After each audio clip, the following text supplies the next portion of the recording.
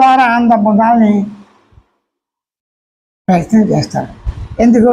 వేసవకాలం వస్తుంది, పళ్ళు తినే అలవాటు, గుమ్మలు ఆడుతున్నాయి మామిడి పళ్ళు.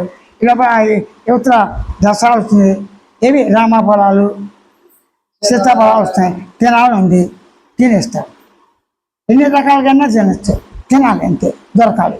గర్భిణీ అవుతున్నాయి, ఏమంటే దానిమ్మ నిమ్మకాయ కావాలి, ఇలా పుల్లగా ఉన్న తెస్తా కూడా రూపాయి ఎక్కువ తక్కువ.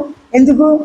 మానవ సృష్టిగా ఉన్న గర్భస్థి తల్లి తండ్రి కలిసి చేస్తా సృష్టి, ఇది కాపాడుకోవాలి, అది మన వంశం.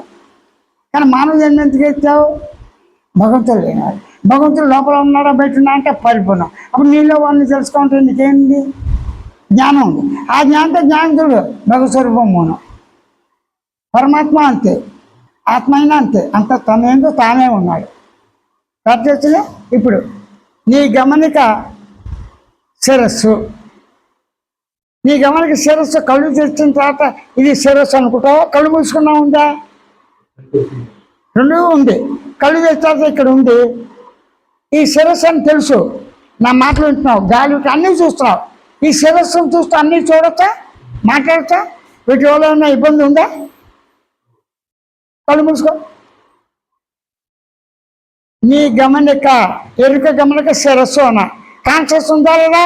అక్కడ కాన్షియస్ ఉంది, గమనిక ఉంది, శిరస్సు ఉంది. శిరస్సుగా కాన్షియస్ లేదు, శిరస్సు ఉంది అంతే. శిరస్సు ఎలా ఉంది?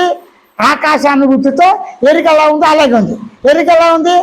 ఆకాశంతో, చిత్ చైతన్యంతో, సత్తుతో ఉన్నది అంటే జ్ఞానాకాశం.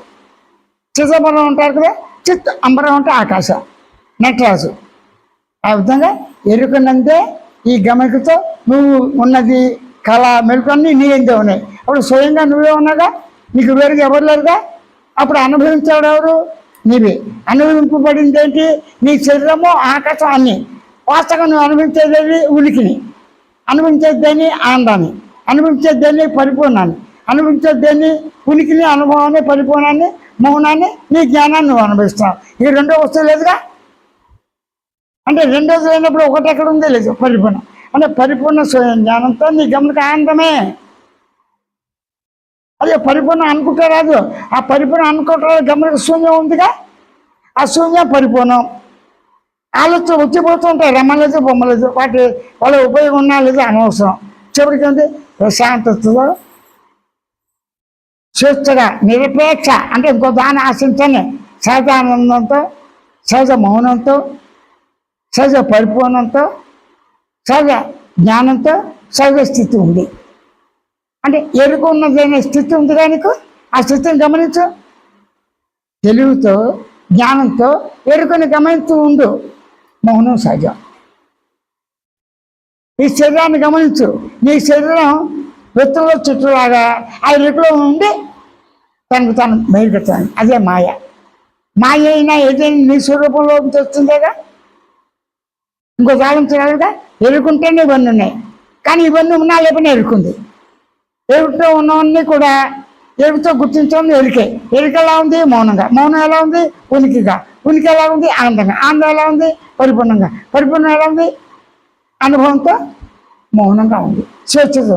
అదే ఆత్మ, అదే సాక్షాత్కారం అన్న భావంతో కదలక మెదలక ఉండు. చూడు, కదలక మెదలక ఉండు.